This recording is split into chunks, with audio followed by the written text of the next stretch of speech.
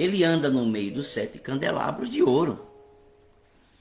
E ele vai dizer: conheço as obras que você realiza, dizendo à igreja de Éfeso, tanto o seu esforço como a sua perseverança. Está louvando a igreja, porque é uma igreja que trabalha para Deus.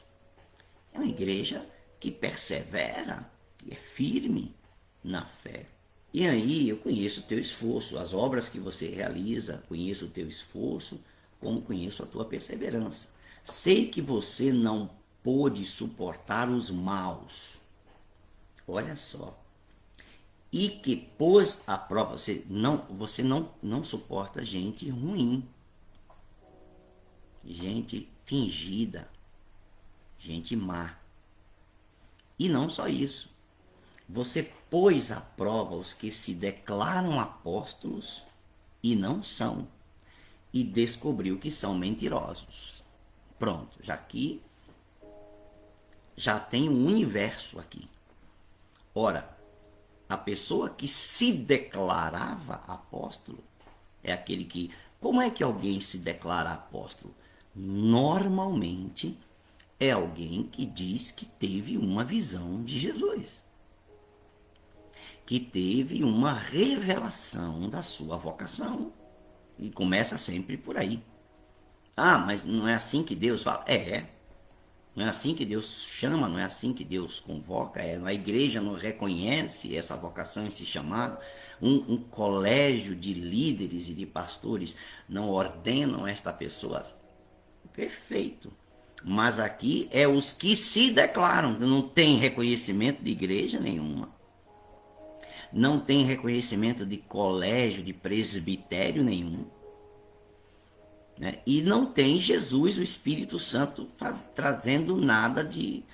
Como Atos capítulo 13, separai-me a Saulo e a Barnabé para a obra que os tenho chamado. Não tem nada disso, aqui é a própria pessoa.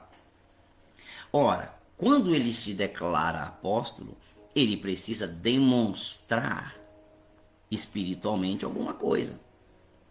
Então, possivelmente, ele possa ter um dom em operação, possivelmente ele pode dizer que tem dons de visões e de revelações de Deus, que o Senhor falou diretamente com ele determinadas coisas, certo? Toda pessoa que começa dizendo, Deus me falou isso, Deus me falou aquilo, Deus me falou daquela forma, todas as vezes nós devemos sempre ouvir com cuidado. Deus pode ter falado àquela pessoa? Sim, perfeitamente, sem problema nenhum. Deus, o Espírito Santo, usa linguagem espiritual para conversar conosco? Sim, sonhos, visões, profecias, está escrito em Atos, eu creio, né? Pedro disse isso, né? Está profetizado em Joel, e a igreja apenas repete isso porque é comum. O apóstolo Paulo, em 1 Coríntios, vai normatizar isso, 1 Coríntios 14, né? Questão da visão, da profecia, dos dons, é normal. Joel profetiza, a igreja reconhece, Paulo não pode fazer outra coisa, Paulo não pode criar nada, né? Tá lá a realidade. Deus fala por meio de sonhos, o Espírito Santo, a linguagem do Espírito Santo, né? Para se comunicar de forma especial conosco. É através de visão, de sonhos, de profecias, está na Bíblia. Portanto, a Escritura é quem diz que isso é um fato. Então, está na Escritura, então é bíblico, né? A gente agora, claro, nós temos que ouvir com cuidado. O próprio apóstolo Paulo em Tessalonicenses vai dizer assim, não despreze as profecias. Retém o que é bom. Então significa que você faz não um juízo de valor em relação à pessoa, julgando a pessoa que deu a profecia, mesmo que ela não seja uma boa profecia ou que seja errada, mas você faz o juízo de valor da profecia. Você julga a profecia. Então você faz o julgamento daquilo que foi dito, não da pessoa que fala, do que foi dito, né? A pessoa que fala é uma questão entre ela e Deus, né? Então nós nos preocupamos com o que é dito, porque normalmente o que é dito vem em direção a você. for em direção à igreja como um todo. Então a gente precisa ter esse juízo correto. Então a gente tem que escutar com cuidado todas as vezes que um homem de Deus ou uma mulher de Deus, né? Não estou aqui dizendo que essas pessoas não são de Deus, são de Deus, né? Mas devemos ter cuidado todas as vezes que um homem e que uma mulher de Deus, eles começam a dizer, Deus me revelou tal coisa. Não, você já fica em alerta com o que vem a partir daí. Por quê? É simples. Você não precisa falar nada para ninguém, você não precisa ficar arranjando confusão, criando caso. Você em você, dentro de você. Você agora passa a escutar com mais atenção aquilo que será dito. Por quê? Porque você vai julgar pela palavra aquilo que será dito. Pronto, não tem problema nenhum e a igreja segue em paz. E você não arranja confusão com ninguém e nem fica inimigo de ninguém. É assim que tem que lidar, trazer paz dentro da igreja. Amém? Os falsos apóstolos, pseudo-apóstolos, porque isso aqui é a expressão, é pseudo-apóstolo. Então eles imaginam que são, imaginam que foram chamados, imaginam que receberam alguma revelação. Alguma pessoa diz, mas a pessoa não, se Deus falou com ela, meu querido, me perdoe, mas o fundador da religião islâmica também disse que o anjo falava com ele todos os dias. Ele anotava as coisas dizendo que era o anjo que estava falando, que Deus mandou o anjo falar com ele. O fundador da religião dos Mormons também diz que um anjo citou para ele tudo que Deus mandou o anjo falar com ele.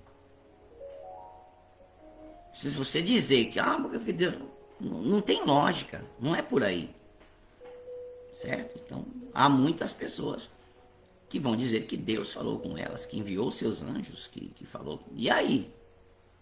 Qual é a única forma que nós temos de saber se isso é verdade ou não?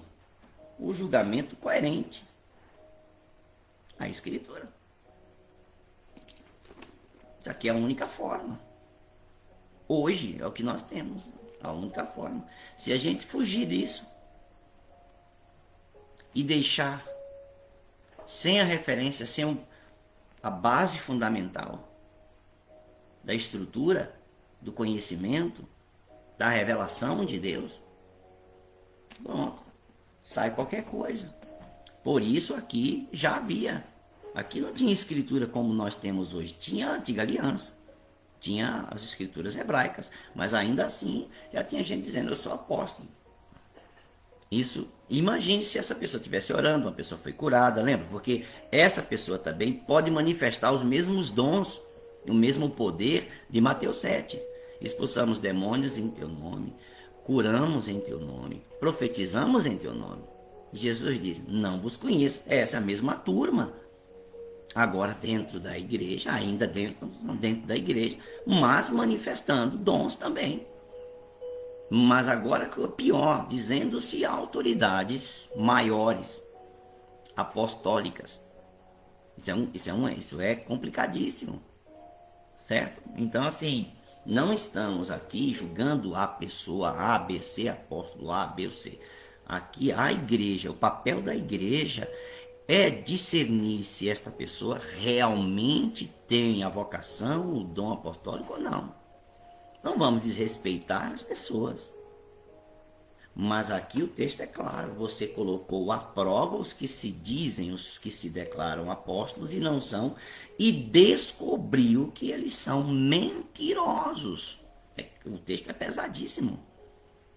Então, quem descobre que aquele apóstolo não é apóstolo? É a igreja. Não sou eu sozinho. O bispo, pastor, chegou e fez um estudo e aí disse que aquela pessoa não é apóstolo. Não é isso. Não é assim. Não é assim. Quem descobre é a igreja. É a igreja que vai perceber as marcas. É a igreja que vai perceber o fruto. É a igreja que vai perceber as ações, né? A igreja que vai perceber, essa pessoa, ele é um apóstolo de Cristo mesmo, o apóstolo de Cristo não é um apóstolo dos 12, pelo amor de Deus, pelo amor de Deus, não me coloquem, não imagine que eu estou falando que os 12 lá, que Paulo nem era dos 12, né? Nem aqueles apóstolos lá, alguém vai ser parecido com eles, nunca, jamais. Vamos falar aqui de apóstolos posteriores, de dons dados à igreja de forma normal, assim como dado a pastores, assim como Deus dá mestres. Tem pastores até hoje, tem mestres até hoje, tem evangelistas até hoje, tem profetas até hoje, tem apóstolos até hoje. Em certo sentido, missionários, homens e mulheres levados ao campo para criar coisas, levantar igrejas, etc. e tal. O ministério apostólico ainda existe até hoje. Então, por favor, estamos falando desse posterior, do que é dia a dia da igreja. Né? Então a igreja vai dizer, alguém se diz apóstolo. O que é que a igreja faz? A igreja vai observar. Essa pessoa só quer ostentar. Você acha que um apóstolo, de verdade, o ministério apostólico é um ministério de ostentação? Você acha que um ministério apostólico é um ministério de andar só para andar em carros de luxo, em objetos de ouro,